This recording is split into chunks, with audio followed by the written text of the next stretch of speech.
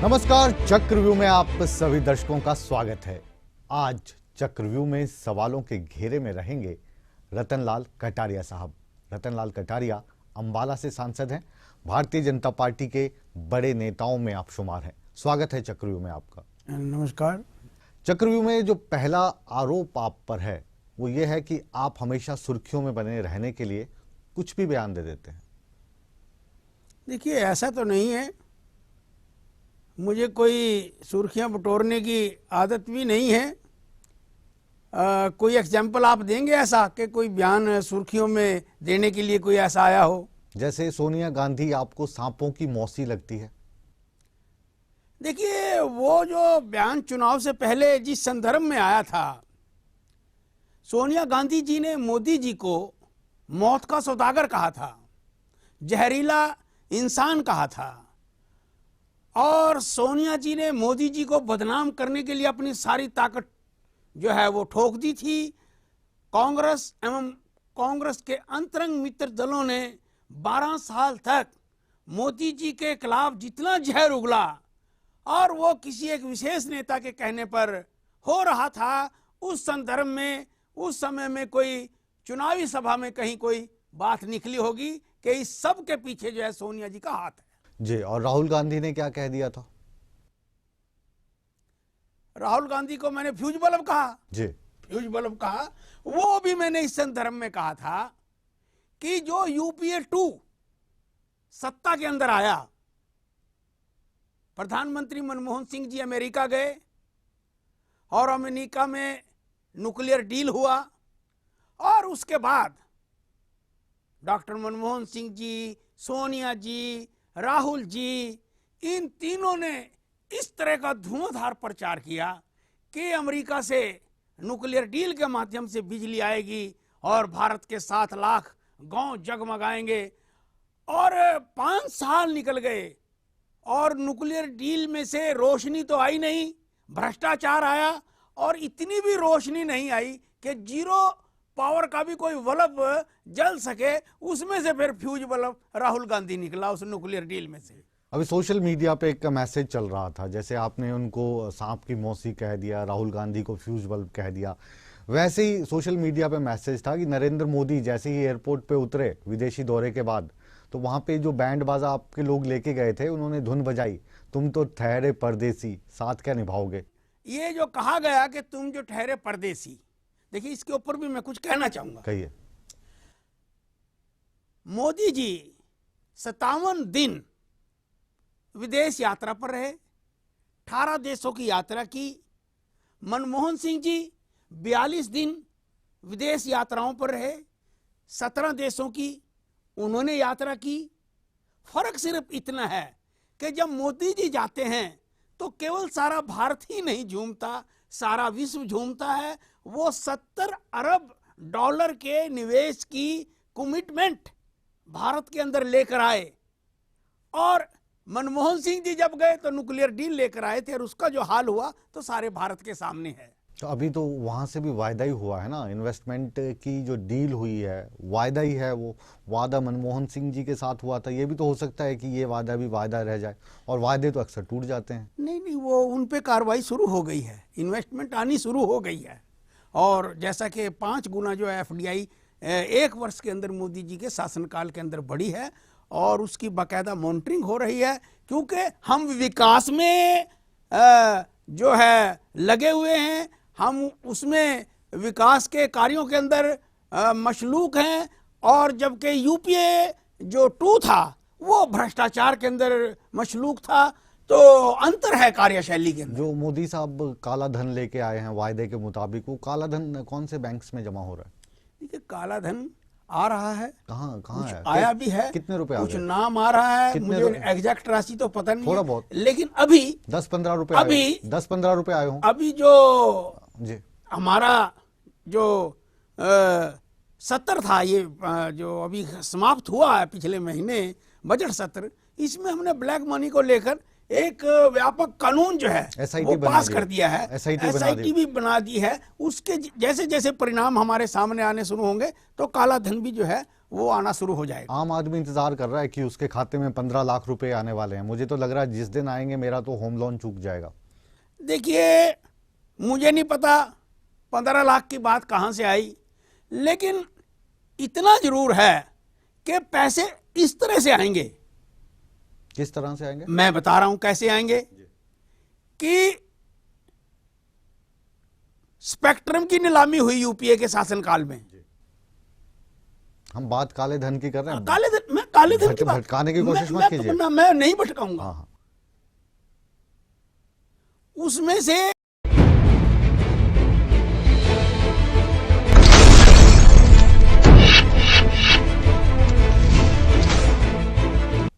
चक्रव्यूह कार्यक्रम में आप सभी दर्शकों का एक बार फिर स्वागत है। आज हमारे साथ हैं भारतीय जनता पार्टी के वरिष्ठ नेता और अंबाला सीट से सांसद रतनलाल कटारिया साहब। जो पहला इस ब्रेक से पहले का दौर था उसमें आपने बताया कि आपकी सरकार करना बहुत कुछ चाहती है और धीरे धीरे काम भी हो रहा है।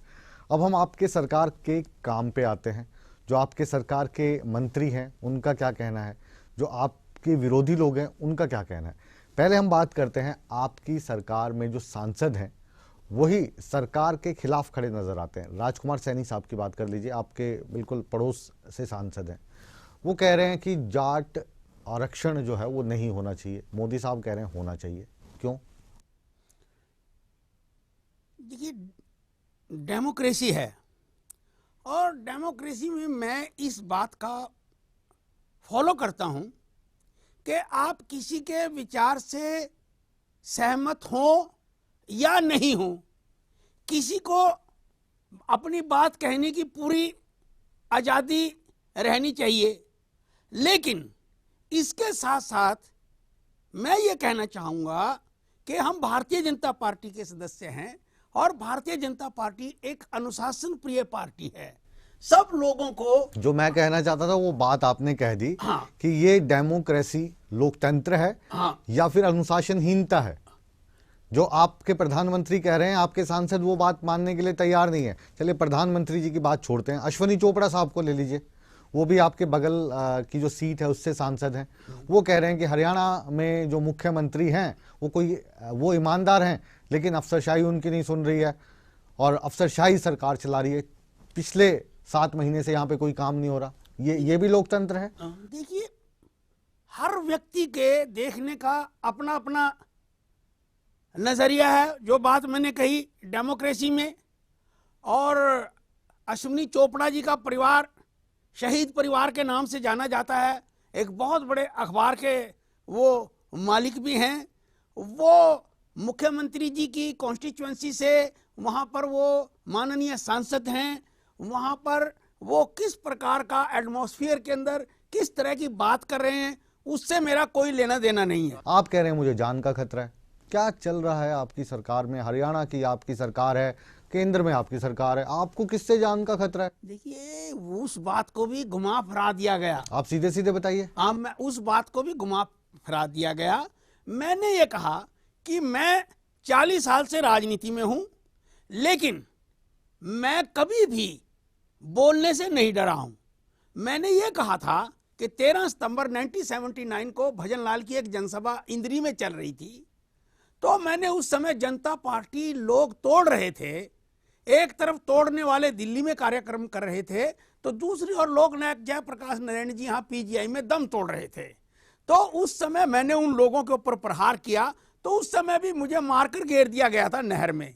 उसके पश्चात फरीदाबाद के अंदर भी मेरे ऊपर जानलेवा हमला हुआ। मैं 3 दिन आईसीयू के अंदर रहा। और हिंदुस्तान की लोकसभा में चाहे वो भूमि अधिग्रहण का मुद्दा आया हो कि हरियाणा की जो है 2 लाख एकड़ भूमि को जिन लोगों ने मिलकर लूटा, चाहे वो कोल ब्लॉक का मसला आया हो और चाहे वो 2G स्पेक्ट्रम का मसला आया हो। पॉइंट पे आ गया। हाँ, पॉइंट पे आ गया। यस। आपने नवीन जिंदल से खतरा बताया आपको। नहीं, देखिए ये किसी ने बात अपने आप घड़ ली गई। उनसे कोई खतरा नहीं है। देखिए, मुझे किसी से खतरा नहीं है, लेकिन मैंने ये कहा ये बयान आपका आया नहीं आया? देखिए, मेरा बयान जो है किसी ने उसको ऐसे ही तोड़ मरोड़ के बीच में घुसेड़ दिया। प्लीज देखिए, टीवी पे बैठे हैं ना, हाँ, टीवी पे बैठे हैं आप, जो मुंह से बोलेंगे वही कैमरा पे आएगा। मुझे प्लीज तो सीधा बयान दीजिए। मैं सीधा बयान ये देना चाहता हूं कि मैं एक बहुत ही गरीब घर का लड़का हूं।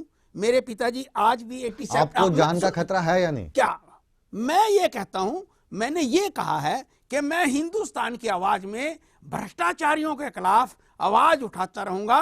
उसके लिए मुझे अपनी जान की भी कोई परवाह नहीं है। और ये जो इतने बड़े बड़े लोग हैं, किसी व्यक्ति को एलिमिनेट करना इनके लिए कोई बहुत बड़ी बात नहीं होती जब वो अपनी के ऊपर आते हैं। लेकिन मुझे अपनी जान का खतरा नहीं है। मैं बचपन से बोलता रहा हूं और आगे भी भ्रष्टाचारियों के खिलाफ मेरा संघर्ष भारत की संसद और भारत की संसद के बाहर जारी रहेगा। पलट रहे हैं बयान। नहीं पलट दिया। हाँ, हम कहेंगे पलट दिया, क्योंकि वो भी आपके मुंह से कहा गया बयान था। नहीं। और ये जो अब आप कह रहे हैं ये भी आप अपने मुंह से कह रहे हैं। आपने कहा था कि आपको जान का खतरा है। देखिए मैं ये कहना चाहता हूं कि खतरे में तो हर समय रहता है इंसान के। एक गाड़ी सारी रात मेरे 352 के घर के सामने खड़ी रही। और उस समय जब मेरे भाई का बेटा जब रात को बाहर निकला तो उसने संदिग्ध अवस्था में एक गाड़ी देखी और उसकी हमने सूचना पुलिस में दी, सारी बातचीत बताई और वास्तव में वो गाड़ी भी ऐसी निकली कि उसमें कुछ डकैत थे जो अगले दिन या रात को देर रात को वहां पकड़े गए। एक दिन और आफ्टर ऑल ह्यूमन बीइंग है ना, जब ताजा किसी पे कुछ ऐसी चीजें बोल के आते हैं तो बहुत रिएक्शन होता है। और वो बातें मैं आज आपके टीवी के सामने नहीं कहना चाहता हूं। कहिए ना, क्योंकि ये सीधा मंच है, सीधी बात करने का। मेरा कुछ एक्सपीरियंस जो है इस चीज़ों में, मैं बीजेपी का जब अध्यक्ष बना तो मैंने हरियाणा प्रदेश के अंदर जब मैं अपनी साफ बात मैंने कही कि देखिए, जब लोग देखेंगे कि रतन कटारिया टीवी पर बोलने से बच रहे हैं और ये कह रहे हैं कि हम कहना नहीं चाहते, क्या इंप्रेशन जाएगा आपके वोटर्स पे? इंप्रेशन कुछ भी जाए, मैंने ये कहा है कि आज भी देश के अंदर जो भ्रष्टाचारी ताकतें हैं वो नहीं चाहती कि कोई लोकसभा जैसे मंच का इस्तेमाल करे उनके जो घोटाले हैं उनको उजागर करने के लिए। और उसके लिए बहुत बड़ा दिल होना चाहिए होता है और उसमें मैं टकरा जाता हूं। जो मुझे अपने मन की बात कहनी होती है, जो संस्कार मैंने आरएसएस में रहकर सीखे हैं, जो संस्कार मैंने अटल अडवाणी जी से सीखे हैं, जो मोदी जी मेरे लोकसभा में 6 साल रहकर हमारे प्रभारी के नाते यहाँ पर पंचकुला के अंदर गए, जो कुछ मैंने उनसे सीखा है तो मैं डरता नहीं उन बातों से, मैं बोल देता हूँ। अगला सवाल था उसका क्यों आपने मुझे दिया, आरएसएस से रिलेटेड था। हाँ। आपकी सरकार पे आरोप ये लगता है कि आपकी सरकार को भले ही नरेंद्र मोदी साहब चला रहे हो, हरियाणा की सरकार को मनोहर लाल खट्टर चला रहे हो, असल में जो सरकार चल रही है वो आरएसएस चला रहा है। देखिए, इससे बड़ा झूठ कोई और नहीं हो सकता। आरएसएस जो है एक सांस्कृतिक संगठन है, उसके 52-53 जो है उसकी शाखाएं हैं। भारतीय जनता पार्टी उन 52 या 56 शाखाओं में से एक जो है एक शाखा है।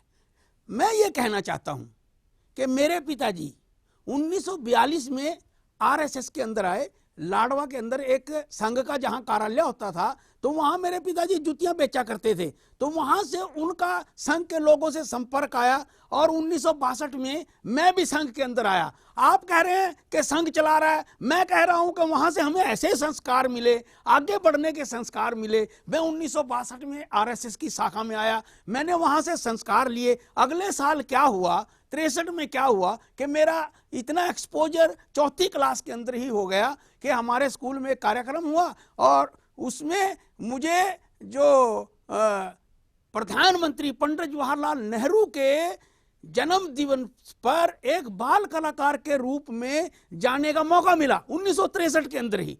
और उससे अगले साल एक अध्यापक के सम्मान के लिए मैं 5वीं क्लास में सरकारी गवाह बन गया। कुछ दबंग लोगों ने आके हमारे अध्यापक को पीट दिया था, किसी अध्यापक की हिम्मत नहीं पड़ी। मैं तो ये कहता हूं कि अगर आरएसएस मेरे जीवन में ना आता तो आज मैं भी अपने पिताजी की तरह वहां लाडवा बैठा हुआ जूतियां बना रहा होता। तो हम कब मना कर रहे हैं कि आप लोग आरएसएस से संस्कार मत लीजिए या आरएसएस को फॉलो मत कीजिए। हम तो आपको ये कह रहे हैं कि जो आपकी सरकार है वो आरएसएस के लोग ही चला रहे हैं। मुखौटे के तौर पे कुछ मंत्री हैं, कुछ मुख्यमंत्री हैं, ये आरोप आप पे लग रहा है। आरोप क्या लगेगा? देखिए, मनोहर लाल जी हैं, मनोहर लाल जी आदरणीय मुख्यमंत्री बन गए। जी, वही तो हम कह रहे हैं। वो आरएसएस के विभाग प्रचारक रहे। हाँ, तो वही तो हम कह उनका रहे हैं। जीवन राष्ट्र को समर्पित है। नरेंद्र मोदी जी वो भी प्रचारक रहे, आज वो प्रधानमंत्री बन गए। तो आज कैसे आप कह सकते हैं मैं रतनलाल मैं मेंबर पार्लियामेंट बन गया? अच्छा, मेंबर पार्लियामेंट तो बन गए, लेकिन जो आपके साथी थे राव इंद्रजीत सिंह, वीरेंद्र सिंह जी, ठीक है, ये जो लोग हैं इनको बना दिया मंत्री। ये वाली टीस भी आपके मन में कभी कभी दिखती है? देखिए, मेरे मन में कभी टीस नहीं आती। पार्टी ने मुझे बहुत कुछ दिया है। 8 चुनाव भारतीय जनता पार्टी ने मुझे लड़वाए हैं। मैं बीजेपी का अध्यक्ष रहा हूं, मैं बीजेपी का राष्ट्रीय मंत्री रहा हूं। लेकिन इस बात से भी आप ना नहीं कर सकते कि अपनी अपनी किस्मत होती है। मतलब किस्मत को दोष देते हैं या कुछ और फैक्टर्स रहे हैं? नहीं नहीं, अंत में जो है अपनी किस्मत जो है ये भी एक बहुत बड़ा रोल प्ले करती है। और ये राजनीति है, फिसलन भरा क्षेत्र है। इसमें कुछ लोग जीवन में कहते रहते हैं कि जो मुझे 40 साल में नहीं मिला, मुझे 40 दिन में बीजेपी में मिल गया। तो यहाँ पर कुछ लोग ऐसे भी हैं जिनकी 5-5 पीढ़ियां संगठन के लिए काम कर रही हैं और फिर भी वो कहीं ना कहीं किस्मत साथ नहीं देती। तो इसे आप टीस कहेंगे या पर्सनल बात कहेंगे तो मैं तो आपसे पूछूंगा कि ये राजनीति है, ये राजनीति का खेल है, या बस किस्मत मान के भूल जाना चाहते हैं? मैं तो यही कहूँगा कि किस्मत का एक बहुत बड़ा रोल जो है इंसान के अंदर रहता है। लेकिन मैं जो नास्तिक नहीं हूँ। मैंने बचपन में ये एक सीखा था कि fortune turns like a wheel, there are ups and downs in the life. मेरी पार्टी ने मेरे लिए बहुत कुछ किया है। जब मैं चुनाव हार गया था बंसीलाल के समय में, तब भी पार्टी ने ही मुझे चेयरमैन बनाया था। और विशेषकर मोदी जी उन दिनों हमारे प्रभारी थे, मुझे पार्टी का अध्यक्ष उसके बाद बनाया गया। तो मैं ये भी मानता हूं कि अगर संगठन उस समय मेरा साथ न देता, हो सकता है कि मैं बहुत पीछे चला जाता। पार्टी में जो आपके बड़े नेता रहे हैं, चलिए मैं उनका नाम नहीं लेता हूँ, आपको लगता है कि जो पिछला ये जो चुनाव रहा और चुनाव के बाद जो उनका रोल रहना चाहिए था, आप आरएसएस की बात कर रहे हैं, संघ की बात कर रहे हैं, वो रोल उनका रहा है? वरिष्ठ नेताओं की बात कर रहा हूँ, नाम याद दिलवाने की जरूरत है या आप बताएंगे? नहीं, मैंने आपके क्वेश्चन को फॉलो नहीं किया। जो बड़े नेता हैं भारतीय स्टेट स्तर पर या राष्ट्रीय स्तर पर, उनको दरकिनार किया गया। यहाँ पर न किसी को भी दरकिनार नहीं किया जाता। पार्टी में टीम वर्क होता है और सबको एक रोल जो है संगठन में दिया जाता है और उस रोल को ही जो है प्ले किया जाता है। अब आप लगाइए, माननीय मुख्यमंत्री जी को लगाइए, मनोहर लाल जी को लगाइए आप। उन्होंने खुद नहीं कहा कि मैं मुख्यमंत्री बनना चाहता हूं। एक टोली का निर्णय हुआ और उस टोली के निर्णय के अंतर्गत वो आज हमारे माननीय मुख्यमंत्री हैं।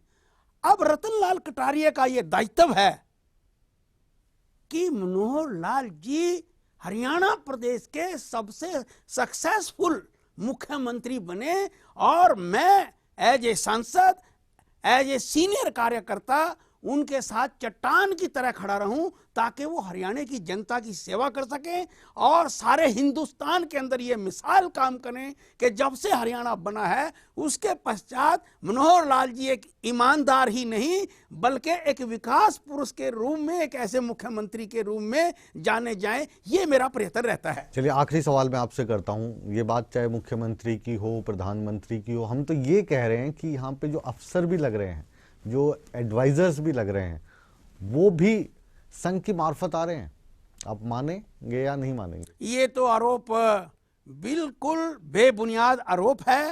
राष्ट्रीय स्वयंसेवक संघ का भारतीय जनता पार्टी की राजनीति में कोई 0% भी हस्तक्षेप नहीं रहता। ये जो हमारे विरोधी दल हैं उनका काम किसी ना किसी रूप से आरएसएस के ऊपर जो है वो आरोप लगाना, और नेहरू खानदान तो जब से सत्ता के अंदर आया है या जब से राजनीति में आया है उसका तो एक सूत्री एजेंडा है आरएसएस आरएसएस। अब राहुल जी कह रहे हैं कि आरएसएस की शाखा में लाठियां चलाई जाती हैं, निकरें पहरी जाती हैं, फलाना किया जाता है, डिमका किया जाता है। अरे भाई आपको क्या लेना उससे, आपको उससे क्या लेना? मैं कह रहा हूं मैं सांसद हूं, मैं आरएसएस का हूं, मुझे आरएसएस से मैं जो संस्कार होते हैं उनको लेने के लिए मैं आज भी जाता हूं। आरएसएस के वरिष्ठ जो हमारे प्रचारक हैं या वरिष्ठ जो सज्जन हैं जिन्होंने आरएसएस के लिए अपना जीवन दिया है, उनके जाकर उनसे कभी मार्गदर्शन लेना, वो तो भी कंटिन्यूटी बनाने के लिए बहुत जरूरी है। चलिए चलते चलते ये बता दीजिए, जो आरएसएस का रोल है वो जहाँ पे भी भारतीय जनता पार्टी की सरकारें हैं उनमें रोल उनका अहम होता जा रहा है, ये कहना चाहते हैं आप? देखिए, आरएसएस का राजनीति में दखल 0%। कोई आरएसएस का पॉलिसी निर्माण से कोई करोड़ करोड़ मील का भी संबंध नहीं है। लेकिन आरएसएस के विभिन्न संगठनों में जितने भी लोग काम कर रहे हैं उनको कुंदन की तरह चमकाना, उनको परिपक्व बनाना, ताकि संघ का स्वयंसेवक जिस फील्ड के अंदर भी जाए वो एक सफल स्वयंसेवक के रूप में देश की सेवा करे। जो संघ का लक्ष्य है, सत्ता उसका लक्ष्य नहीं है। संघ का लक्ष्य भारत को एक परम वैभव राष्ट्र बनाना है, और उस लक्ष्य के प्रति मेरे जैसा एक वंचित समाज का कार्यकर्ता भी, मेरी भी 5वीं पीढ़ी लगी है, and I am proud of my relation with RSS. इसमें अगर किसी के पेट में दर्द होता हो, मुझे उसकी कोई आपत्ति नहीं है, ना डर है। बहुत अच्छे। ये रतनलाल कटारिया साहब हैं, अपनी बेबाकी के लिए जाने जाते हैं। अब चक्रव्यूह में ये हमारे सवालों के घेरे में फंसकर बाहर आ पाए या नहीं, ये फैसला हम हमेशा की तरह जनता पे छोड़ते हैं। रतनलाल कटारिया साहब, आपने कीमती समय में से समय निकाला, चक्रव्यूह में आप आए, ईटीवी हरियाणा हिमाचल प्रदेश पे आपने हमारे साथ बातचीत की, आपका बहुत बहुत शुक्रिया। आप बने रहिए ईटीवी हरियाणा हिमाचल प्रदेश के साथ, खबरों का सिलसिला जारी है।